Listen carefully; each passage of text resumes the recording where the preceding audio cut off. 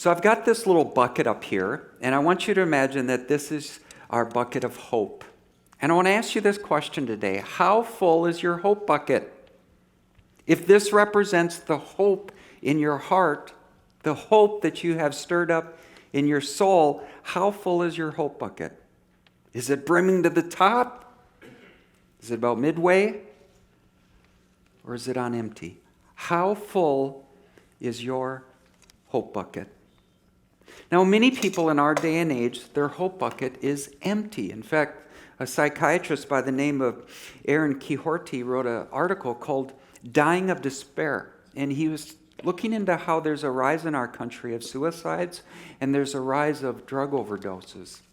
And he studied patients that were high risk, and he wanted to know why did some of them commit suicide and some didn't. What was the factor that led them over the edge? And in his study, here's what he found.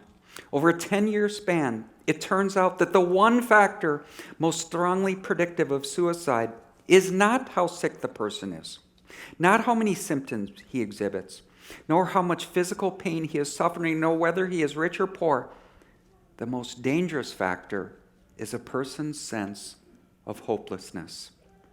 The man without hope is the likeliest candidate for suicide. We cannot live without hope. Maybe that's you today. And I just want to encourage you that if you are contemplating suicide, please talk to someone.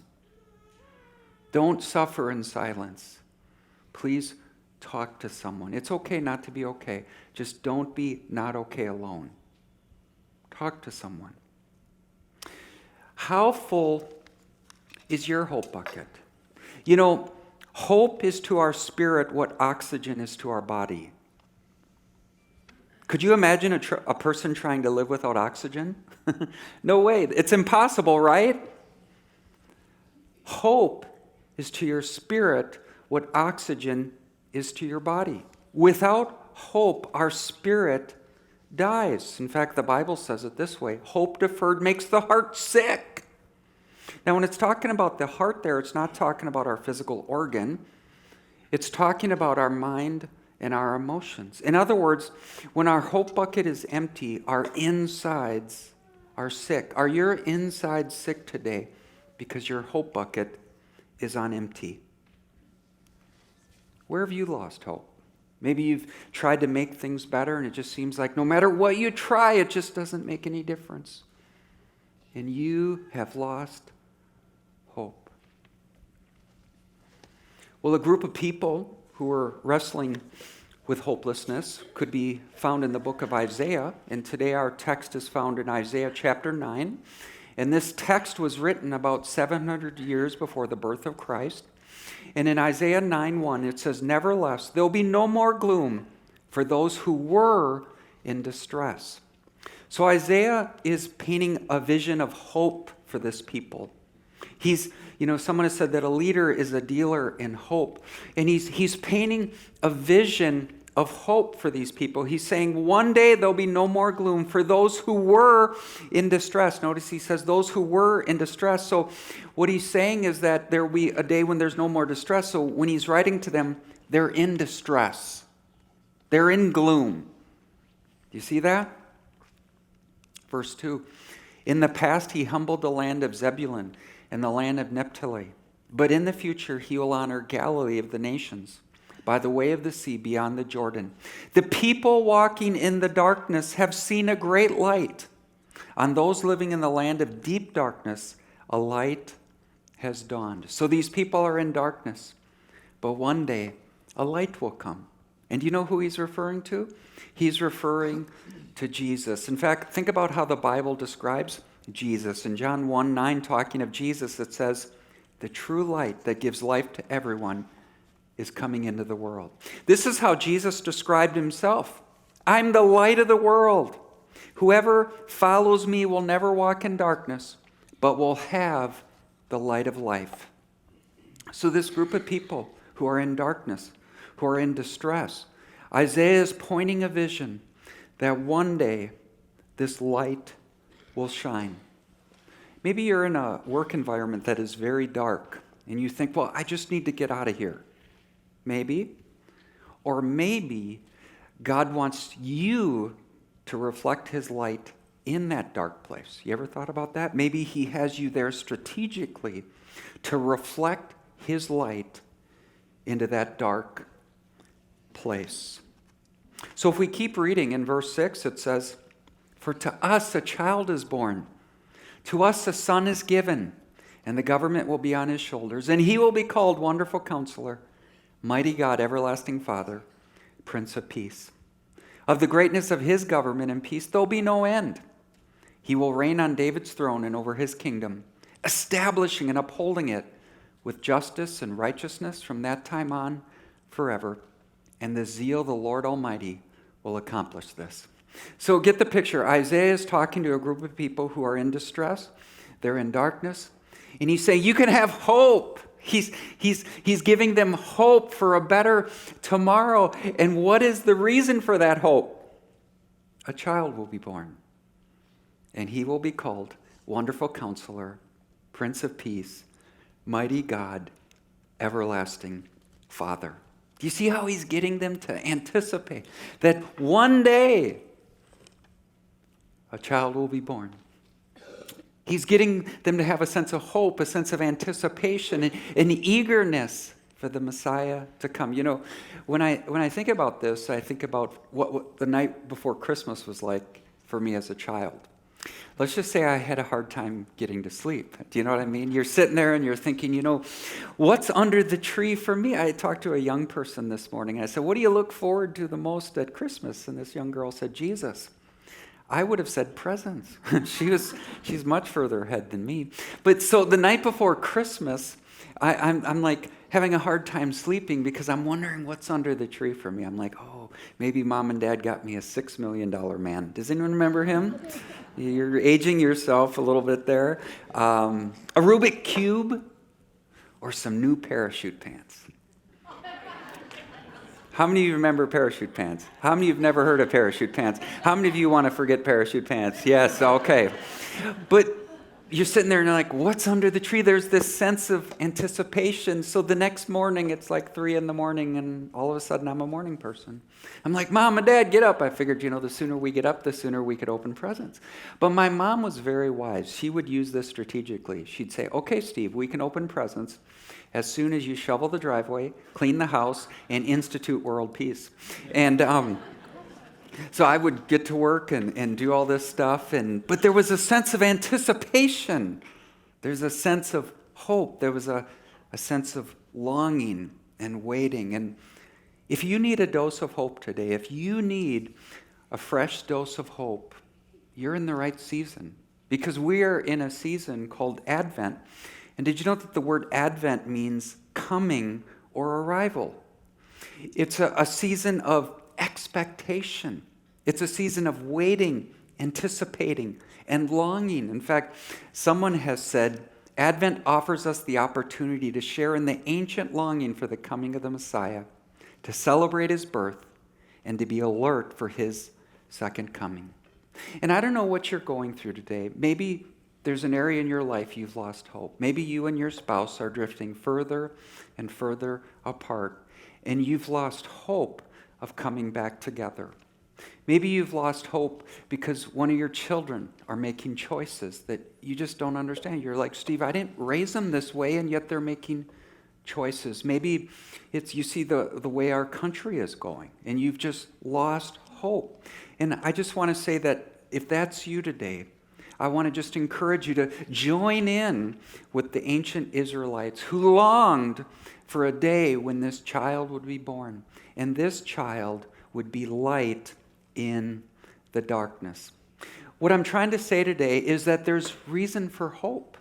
Christmas is a season of hope because Christmas is the season of Jesus. And today, if you don't get anything else out of this message today, I hope you get this. I'm going to talk to you about hope. And there's a definition I came across years ago that I just come back to time and time again. And if you're out there and you're saying, Steve, I don't know what to do. I've lost hope in this situation. Here's what you do. You hold on praying expectantly. You hold on, praying expectantly. You see how that's an acronym for hope? You say, Steve, what does hope mean? It means holding on, praying expectantly. Would you say that with me?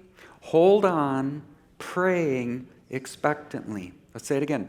Hold on, praying expectantly. Where do you need to hold on, praying expectantly?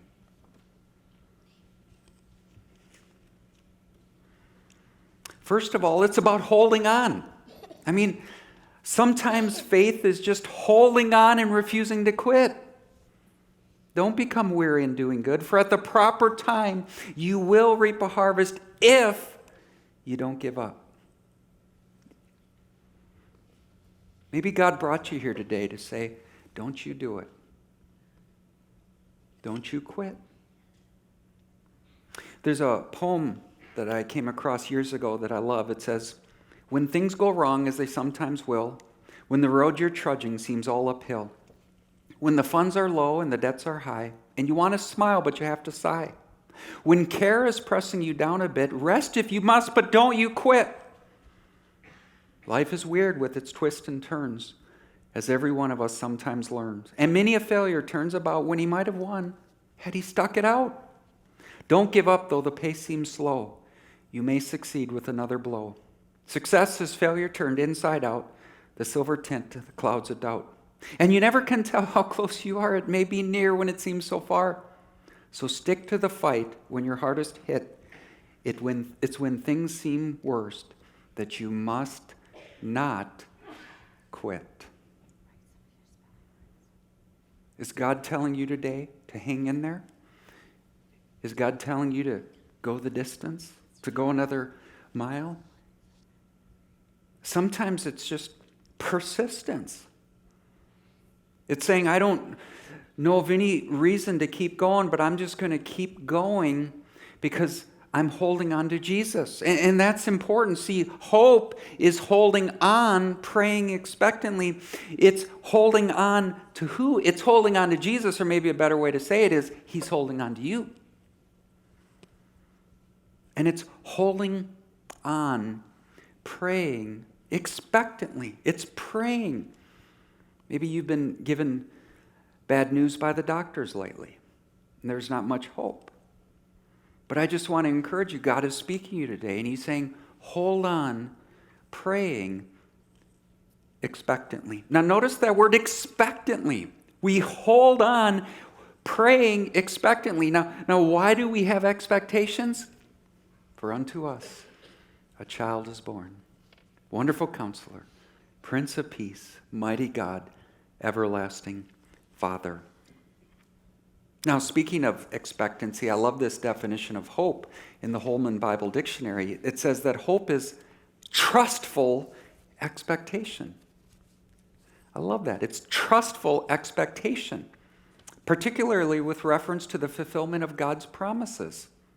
Biblical hope, now watch this, is the anticipation of a favorable outcome under God's guidance.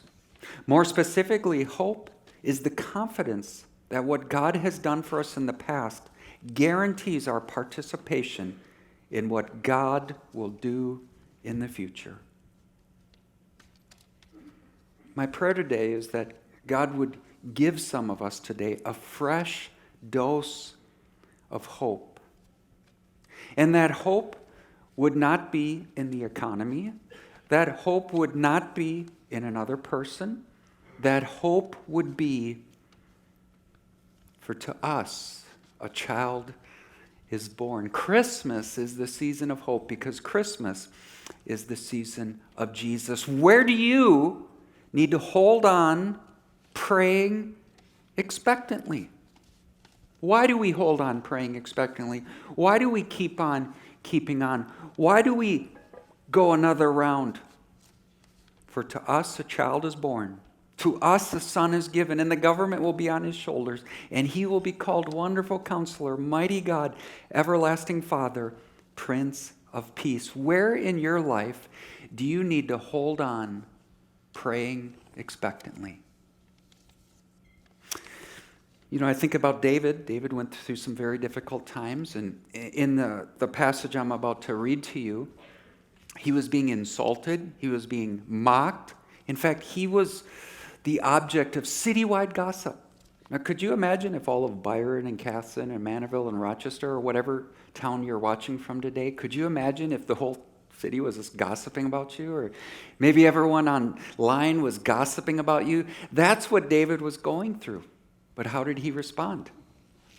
In Psalms, it says, "But I pray to you, Lord, in the time of your favor, in your great love, O God, answer me with your salvation." Where did David turn when he was going through a difficult time? Notice how he just turned to God. He prayed. He held on, praying expectantly. Where do you need to follow the example of David and hold on, praying expectantly? Hope is holding on, praying expectantly. I think of another situation.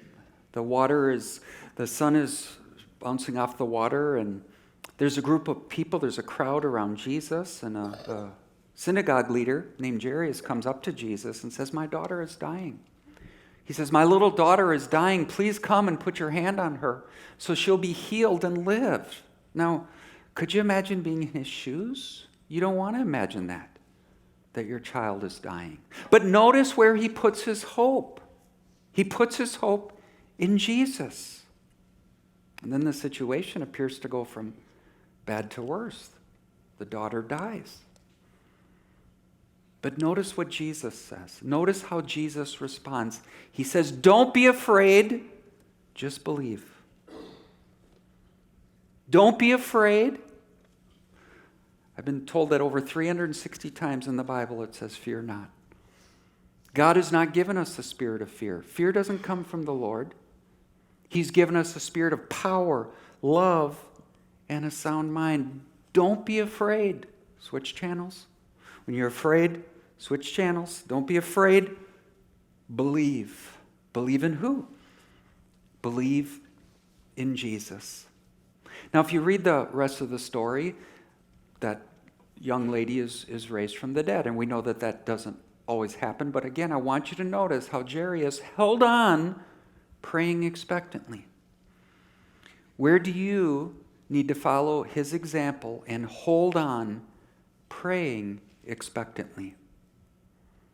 I think about Jesus is approaching Jericho, and there's a blind beggar on the side of the road. And the blind man hears this commotion, and he says, "What's going on?" And the people said, "Jesus is walking by." And he yells out, "Jesus, Son of David, have mercy on me." And the crowd is like, "Be quiet, quiet. Just leave him alone." But he cried all the louder, "Jesus, Son of David, have mercy on me." How did Jesus respond to the man? He said, "Receive your sight. Your faith has healed you." Immediately he received his sight and followed Jesus, praising God. And when all the people saw it, they also praised God. Notice how that blind man held on, praying expectantly. Where do you need to follow his example and hold on, praying expectantly? You say, "Okay, Steve, what do I do with what I've heard today? How do I apply what I've learned?" We're to hold on. What are we to hold on to? The wonderful Counselor, the Prince of Peace, the everlasting Father, the mighty God. That's who we hold on to. That's who we keep our faith in, is in Christ. And what I want you to do this week is I want you to remember those 4 characteristics of Jesus. And I want you to just go back to them time and time again. If your hope bucket is empty today, I want you to come back to time and time again who he is, the wonderful Counselor, the mighty God, the everlasting Father, the Prince of Peace. So let's think for a moment about those descriptions. The Life Application Bible describes him this way. He's the wonderful Counselor. He's exceptional, distinguished, and without peer, the one who gives the right advice. Where do you need guidance today? Where do you need advice? Have you talked to the Lord about it? Lord, what do I do here? Lord, what is your advice? He's the wonderful counselor. He's the mighty God. He's God himself. In other words, he's divine. He can do what God can do. He is God himself. Next, he's the everlasting Father. That word everlasting means timeless. He was with God in eternity past. He'll be with God in eternity future. He's everlasting. And notice, he's Father. He's Papa. He's Daddy. I love the prayer that Brennan Manning taught me. It's Abba, Papa, Daddy. Abba, I belong to you. And then he's the Prince of Peace. His government is one of justice and peace. Where in your life do you feel like, Steve, I haven't gotten justice there? You just need to trust him. Or you say, Steve, there's so much conflict in my family. I'm not even looking forward to going to the Christmas thing because there's just so much conflict. Oh, Prince of Peace, would you bring peace to my family? What do you do when your hope bucket is low? You hold on, praying expectantly to the wonderful counselor, the mighty God, the everlasting Father, the Prince of Peace. Will you